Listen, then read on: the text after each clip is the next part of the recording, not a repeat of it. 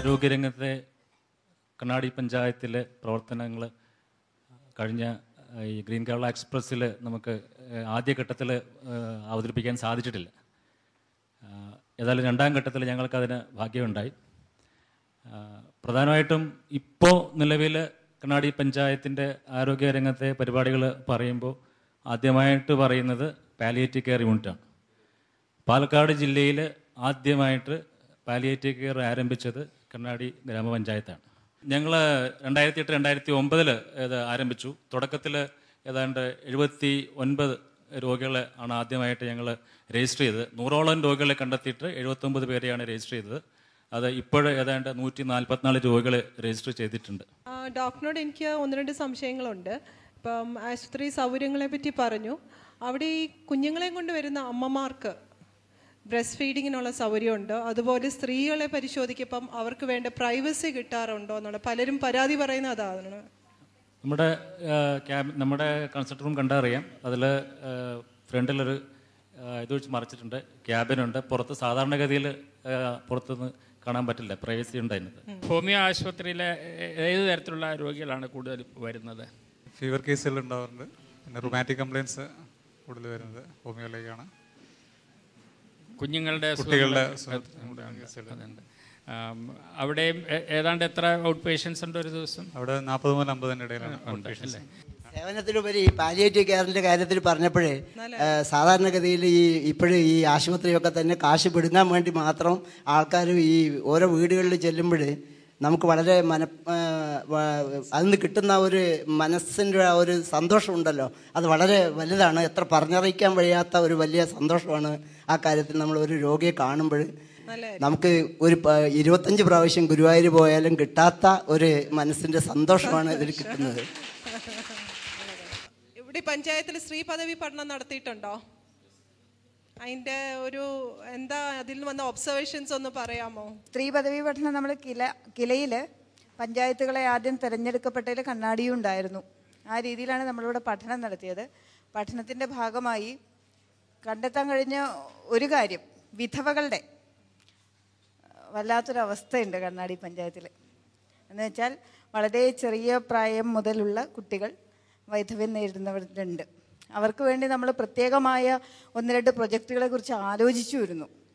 എന്നുവെച്ചാൽ സ്വയം സംരംഭങ്ങളിലേക്ക് അവരെ കൊണ്ടുവരുന്നതിന് വേണ്ടിയുള്ള പ്രൊജക്റ്റുകൾ നിർമ്മിക്കണമെന്ന്. പക്ഷെ അവരുടെയൊക്കെ ഒരു പ്രശ്നം, ഈ പറഞ്ഞ പോലെ കണ്ണാടിയുടെ ഒരു പ്രശ്നമായത്, സ്ത്രീകൾ ഒന്നിനും അങ്ങോട്ട് തയ്യാറായി വരുന്നില്ല എന്നുള്ളതൊരു പരിമിതിയാണ്. എന്ന് വെച്ചാൽ ഒരു 50 രൂപ അല്ലെങ്കിൽ 75 രൂപ കൂലി ഞങ്ങൾക്ക് ദിവസം കിട്ടുന്ന രീതിയിൽ ഒരു പദ്ധതി എന്തെങ്കിലും നിങ്ങൾ ചെയ്തു തരികയാണെങ്കിൽ അതിന് ഞങ്ങൾ തയ്യാറാണ്. അപ്പോൾ ആ രീതിയിൽ ഇവിടെ നിന്നുകൊണ്ട് നമുക്ക് ചെയ്യാനൊരു പരിമിതി ഉണ്ടായിട്ടുണ്ട്. അപ്പം അത്തരത്തിൽ 1-2 കാര്യങ്ങൾ ആലോചിച്ചെങ്കിലും അത് നടപ്പിലാക്കാൻ കഴിഞ്ഞില്ല. അങ്ങനെ കൂടിക്കാഴ്ചയും അവസാനിച്ചതോടുകൂടി കണ്ണാടി പഞ്ചായത്തിന്റെ പ്രവർത്തനങ്ങൾ കൂടുതൽ സുതാര്യമായിട്ടുണ്ടാവും. ജൂറിക്ക്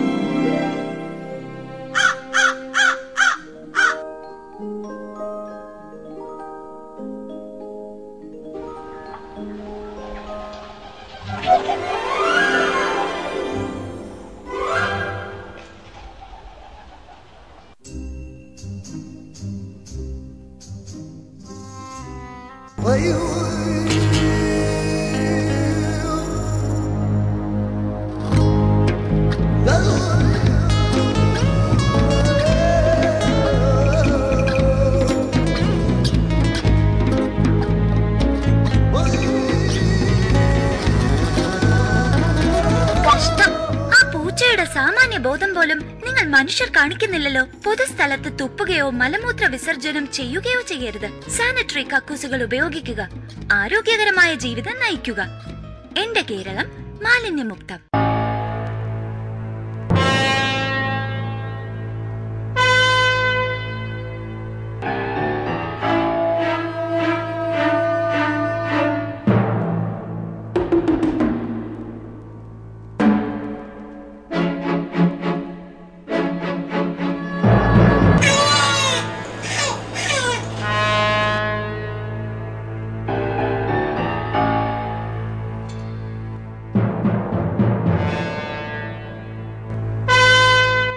അറിയാമോ, ജലാശയങ്ങളിൽ മാലിന്യം നിക്ഷേപിക്കുന്നത് ജാമ്യം കിട്ടാത്ത കുറ്റമാണ്. ലംഘിച്ചാൽ 10,000 രൂപയിൽ കുറയാതെ പിഴയും 6 മാസം തടവും ലഭിക്കാം. പൊതുസ്ഥലത്തും വഴിവക്കിലും ഓടകളിലും ജലാശയങ്ങളിലും ചപ്പുചവറുകൾ അലക്ഷ്യമായി വലിച്ചെറിയാതിരിക്കുക. മറക്കണ്ട, പൊതു ശുചിത്വം നമ്മുടെ കടമയാണ്. എന്റെ കേരളം മാലിന്യമുക്തം.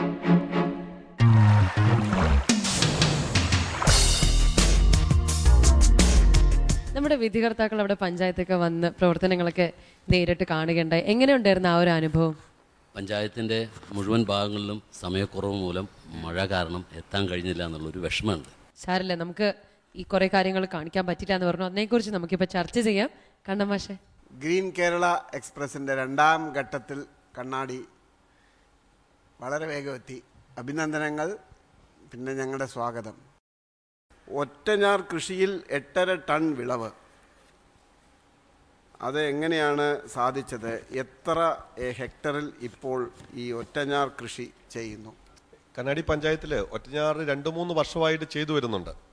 പക്ഷേ സക്സസ്ഫുള്ളായിട്ട് അതിൻ്റെ പ്രോട്ടോക്കോളൊക്കെ പ്രകാരം ചെയ്തത് കഴിഞ്ഞ വർഷത്തെ സെക്കൻഡ് ക്രോപ്പിലായിരുന്നു. ഉമ്മ വെറൈറ്റി വിത്തായിരുന്നു ഉപയോഗിച്ചിരുന്നത്. ആദ്യം വളരെ സംശയത്തോടു കൂടിയാണ് ഇത് കണ്ടിരുന്നെങ്കിലും 1 ഏക്കർ 0.4 ഹെക്ടറിലാണ് കൃഷി ചെയ്തത്. എത്ര ഹെക്ടർ? 0.4 ഹെക്ടർ.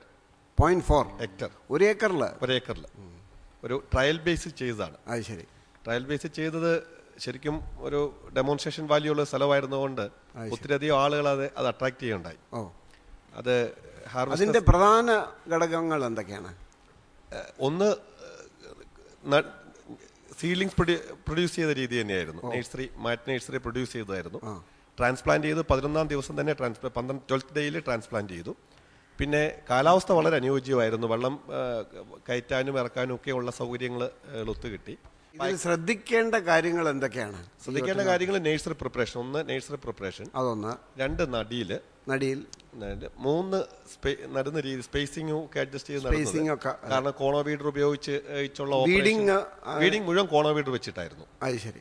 അപ്പൊ ഈ മാതൃക എത്രത്തോളം നമുക്കിപ്പോൾ ഈ 1 ഏക്കറിൽ നിന്ന് ഒരുപാട് ഏക്കറുകളിലേക്ക്, 100 കണക്ക് ഏക്കറിലേക്ക് വ്യാപിപ്പിക്കണമെങ്കിൽ എന്താണ് ചെയ്യേണ്ടത്? അത് ഒറ്റഞ്ഞാർ കൃഷി ഒരു കാരണവശാലും അങ്ങനെ ഒത്തിരി ഇന്റൻസീവായിട്ട് നമുക്ക് സ്പ്രെഡ് ചെയ്യാനായിട്ട് പറ്റുന്ന കൃഷിയായിട്ട് നമുക്ക് പറ്റില്ല.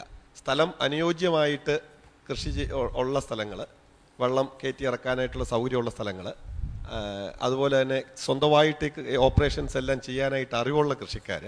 അപ്പം ഇത് അറിവ് ഇതിന്റെ പ്രധാന കാര്യമാണ്. ഇപ്പൊ ഒറ്റഞ്ഞാർ പോയി 2 ഞാർ എന്ന് പറയുന്നു. അതും ട്രൈ ചെയ്തിരുന്നു. അത് അടുത്ത ക്രോപ്പിന് അതും ട്രൈ ചെയ്തിരുന്നു. ഇതൊരു ട്രയൽ പീരീഡ് ആണ് ഇപ്പോഴും.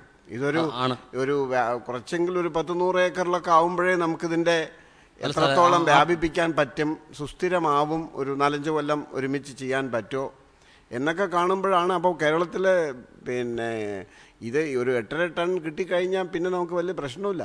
സാർ, 80 ഹെക്ടർ ഉണ്ട് ഈ പാടശേഖരത്തിൽ. അപ്പോൾ ഞങ്ങൾ ഒരു 2 ലക്ഷം റുപ്യ ഇപ്പോൾ മാറ്റി വെച്ചിട്ടുണ്ട് ഈ ഇതുമാതിരിയുള്ള കൃഷിക്ക്. ഒരെണ്ണം മാതൃകയാക്കി എടുക്കണമല്ലോ സാർ. എന്നിട്ടത് കണ്ണാടിയിലാകെ പരമാവധി കൊണ്ടുവരാൻ, വ്യാപിപ്പിക്കാനായി. അതെ. കണ്ണാടി പഞ്ചായത്തിൽ ഞങ്ങൾ പോയപ്പോൾ ശ്രദ്ധിച്ചതും അവിടെ നല്ല ഓഫീസ് സർവീസ് ഡെലിവറി സിസ്റ്റം ഉണ്ടെന്നുള്ളതാണ്. കമ്പ്യൂട്ടറൈസേഷൻ പൂർണ്ണമായിട്ടില്ലെങ്കിൽ പോലും വളരെ സമയബന്ധിതമായിട്ടും കാര്യക്ഷമതയോടുകൂടിയും അവിടെ സർട്ടിഫിക്കറ്റ് വിതരണമെല്ലാം നടക്കുന്നുണ്ട്. അതുപോലെ ഈ കൃഷി പരീക്ഷണം നടന്ന സ്ഥലങ്ങൾ ഞങ്ങൾ സന്ദർശിക്കുകയുണ്ടായി.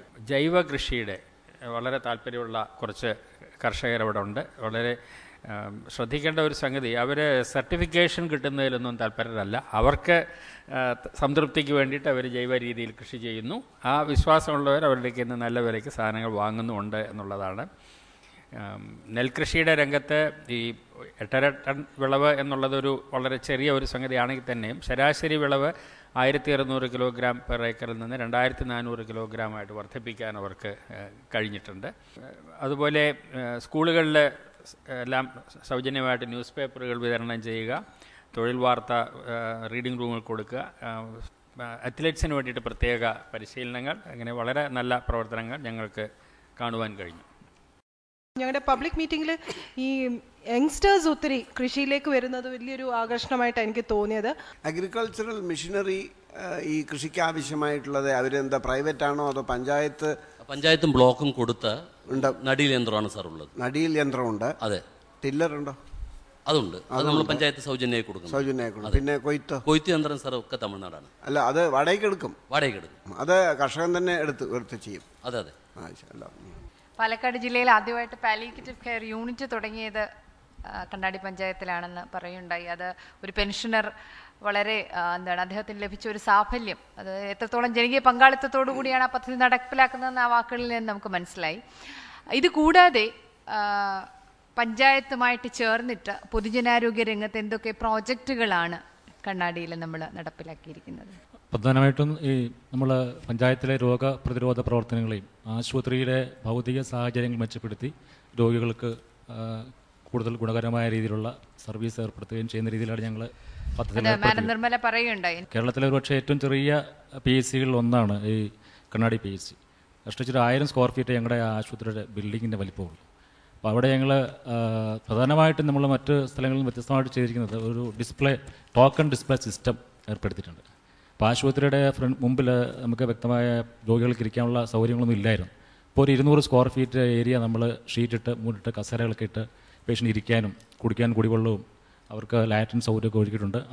ആരോഗ്യ പ്രശ്നങ്ങൾ എന്തൊക്കെയാണ് കണ്ണാടി പഞ്ചായത്തിൽ?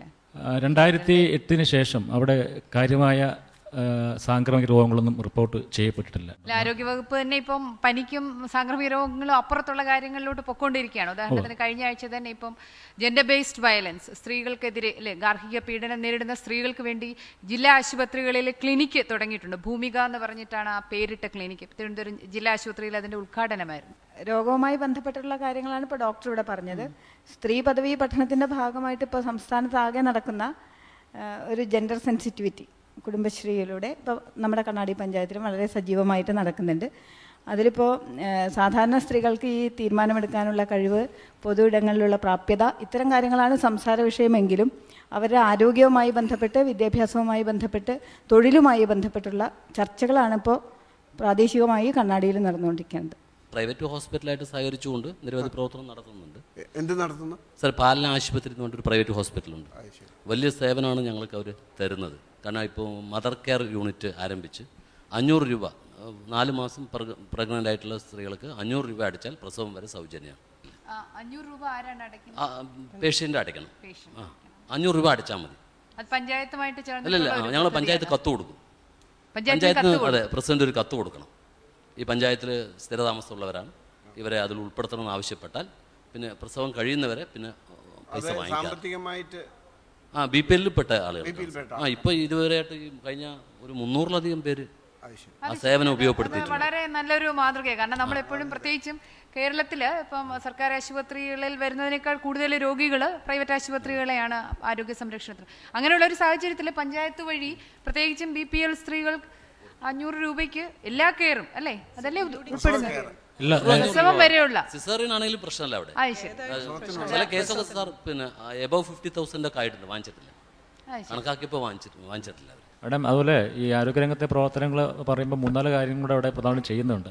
അതായത് നമ്മൾ ഈ ആശാ വർക്കേഴ്സും അതുപോലുള്ള വാർഡ് സാനിറ്റേഷൻ സമിതികളൊക്കെ രൂപം കൊള്ളുന്നതിന് മുമ്പ് തന്നെ 2007 കാലഘട്ടം മുതൽ തന്നെ എല്ലാ വാർഡിലും ഏതാണ്ട് 14 വാർഡുകളിലായിട്ട് 84ഓളം ഹെൽത്ത് വർക്കേഴ്സ് ഉണ്ട്, ആരോഗ്യ സന്നദ്ധ പ്രവർത്തകരുണ്ട്.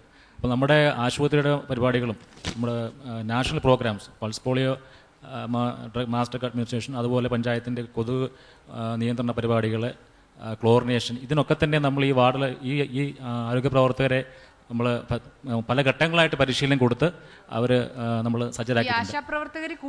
ആശാപ്രവർത്തകർ വരുന്നതിന് മുമ്പാണ് നമുക്ക് തന്നെ ഉണ്ടായിരുന്നത്. പിന്നീട് അതിൽ കുറേ ആളുകൾ ആശാപ്രവർത്തകരായി മാറുകയുണ്ടായിട്ടുണ്ട്. അവിടെ എയ്ഡ്സ് രോഗികളുണ്ടെന്ന് പറഞ്ഞു, അവരെ സമൂഹത്തിൽ ഉൾപ്പെടുത്തിക്കൊണ്ടിട്ടുള്ള പ്രവർത്തനങ്ങൾ എന്തെങ്കിലും പഞ്ചായത്തിന്റെ ഭാഗത്തുനിന്നും ഉണ്ടാവും?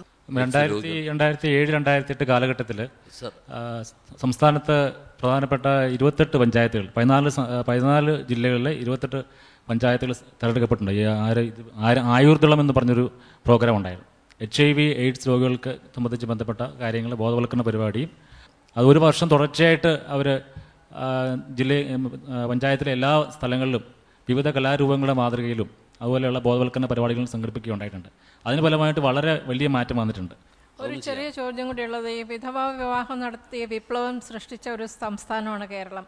അവിടെ ചെറിയ പ്രായം മുതൽ വൈധവ്യം അനുഭവിക്കുന്ന ഒരുപാട് സ്ത്രീകളുണ്ടെന്ന് പറഞ്ഞു. അതിനും കണക്കുണ്ടോ?